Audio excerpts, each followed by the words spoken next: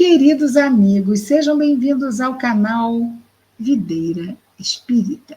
Meu nome é Cristina Brito e este é o programa Projeto 15 Minutos, o Céu e o Inferno. E aqui, diariamente, nós estudamos por mais ou menos 15 minutos o quarto livro da codificação espírita, realizada por Allan Kardec, O Céu e o Inferno. Vamos entrar hoje no capítulo 3, da primeira parte do livro Céu e Inferno. A primeira parte trata de doutrina, o capítulo 3 trata do céu. O céu é o título do capítulo 3, o céu. Já que o título da obra é O Céu e o Inferno, o capítulo 3 vai tratar do céu. Bom, ele vai começar com as questões históricas, o que é justo e não é de pouco tempo que se tem uma ideia de céu como o local onde habitam os seres superiores, antigamente os deuses, depois Deus e os eleitos, não é? Então, vejamos. Item 1.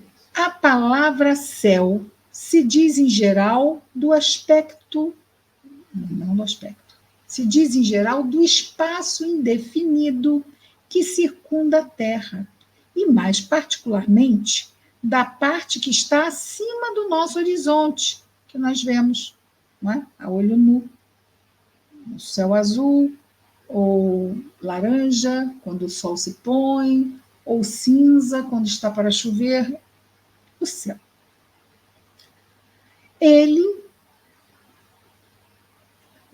Ela, a palavra céu, vem do latim coelum. Eu sei que não é assim que se fala, eu não sei falar latim. Coelum, celum, não sei. Coelum, formado do grego coilos, oco, côncavo. Porque o céu parece aos olhos, aos nossos olhos, como uma imensa concavidade. Não, parece. É interessante isso, é uma questão mesmo de aquela, se diz, ilusão de ótica, não é? Porque não é, mas nos parece. Os antigos acreditavam na existência de vários céus sobrepostos, né? Céu menos iluminado, vamos dizer, e céu pura luz no topo, compostos de matéria sólida e transparente. Olha, sólida e transparente. Formando esferas concêntricas, das quais a Terra era o centro. Essas esferas girando,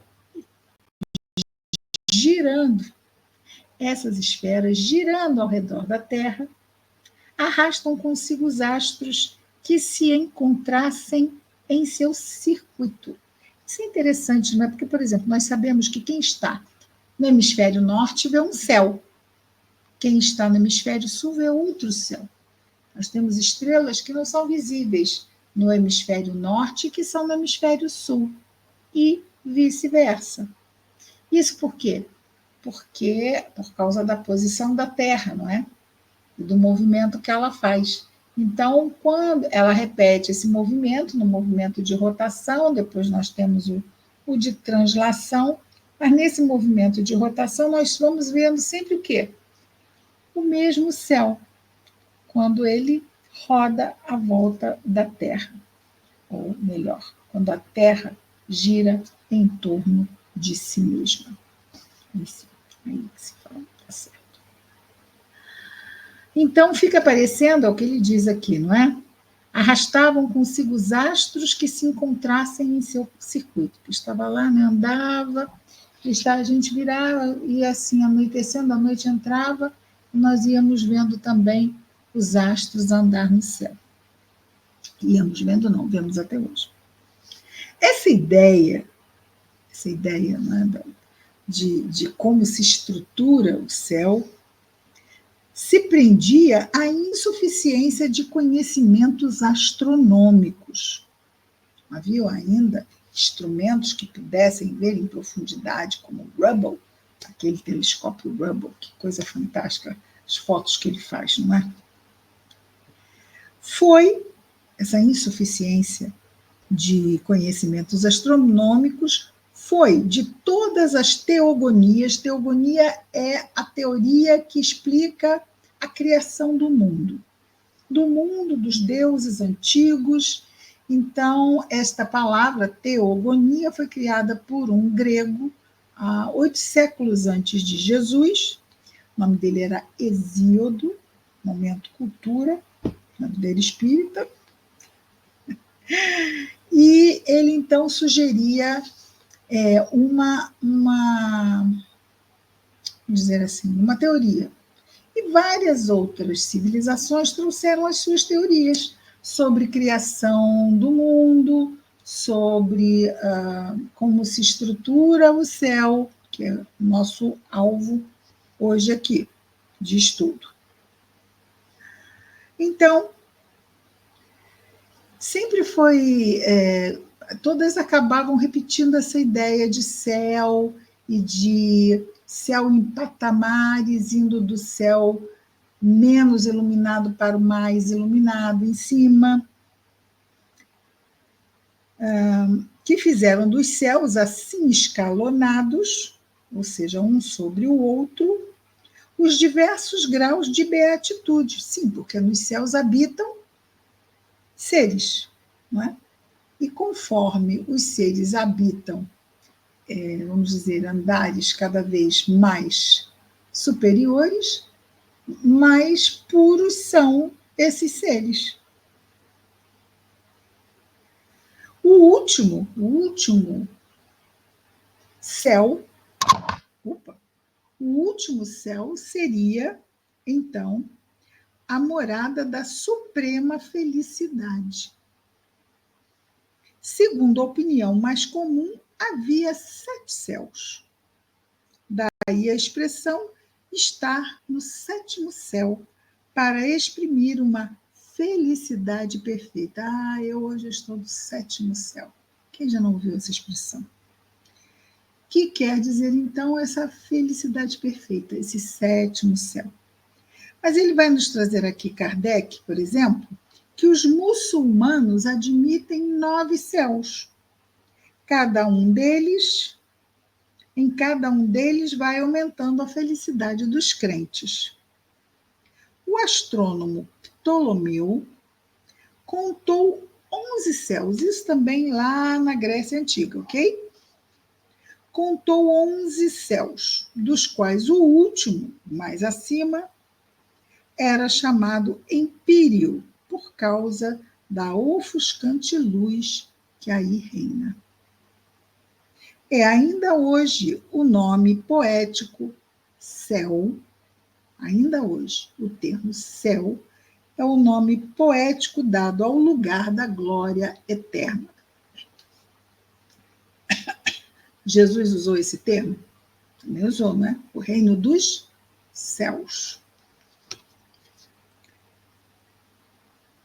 A teologia cristã reconhece 3 céus. E aqui não vamos esquecer, teologia cristã, ela foi feita pelos doutores da igreja, e aqui igreja católica, né? Haviam doutores da igreja, que iam tendo lá as suas, vamos dizer assim, seus estudos para se aprofundarem e criavam também essas ideias que foram adotadas como, vamos dizer, válidas pela igreja.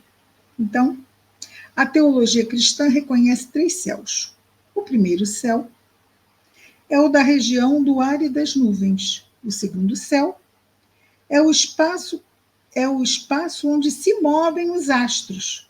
Então, primeiro aqui é o céu que vemos, depois é o espaço onde estão os planetas, os sistemas solares, as galáxias. O terceiro céu vai além da região dos astros. Aí entraria na fase mais etérea, não é? É a morada do mais alto, a região dos eleitos que contemplam Deus face a face. De acordo com essa crença, disse que, ele diz aqui São Paulo, sempre quando o Kardec fala aqui de personalidades que depois foram colocados como santos, ele usa o termo São Pedro, São Paulo. Por quê? Porque nós estamos na metade do século XIX na França e o mundo ocidental, à época, a maioria era católico, era assim que as pessoas conseguiam entender. Então, para que ele usar uma outra nomenclatura que feriria a suscetibilidade de quem ele está tentando esclarecer? Isso não é inteligente didaticamente falando, não é? Então, Kardec, no seu brilhantismo didático, como um excelente professor que era, utiliza essa forma de passar o conhecimento, utilizando já a nomenclatura, e os próprios espíritos dizem que nomenclatura é o que menos importa. Importa a ideia que fazemos das coisas, não é? E esse é o item, então, o item 1 do capítulo 3. Ainda veremos, então, o item 2. No item 2, Kardec diz: as diferentes doutrinas sobre a morada dos bem-aventurados repousam todas sobre um duplo erro de que a Terra é o centro do universo e que a região dos astros é limitada. É para além desse limite imaginário que todos colocaram essa região afortunada e a morada do Todo-Poderoso. Então, vejamos, Kardec está dizendo que quando esses 3 céus foram pensados, a Terra não era um dos planetas de um sistema solar, de uma estrela de terceira grandeza, como o Sol, e em volta estaria todo o universo com outros sistemas e galáxias. Não. A Terra era o centro do universo. Certo? Então, sendo assim, o espaço era o espaço que estava em volta da Terra. E, além, como se fosse mesmo uma faixa envolvendo a Terra. E essa faixa dos eleitos, contemplando Deus face a face, estaria o quê? Em volta disso. Então, o universo... A Terra é o centro do universo, o universo não é ilimitado, o universo é limitado, e essa faixa dos eleitos estaria, então, em volta. Singular anomalia, ou seja, esse erro de visão, porque, como ele mesmo disse, não haviam recursos astronômicos para se ver além disso, singular anomalia que coloca o autor de todas as coisas, quer dizer, essa visão coloca Deus,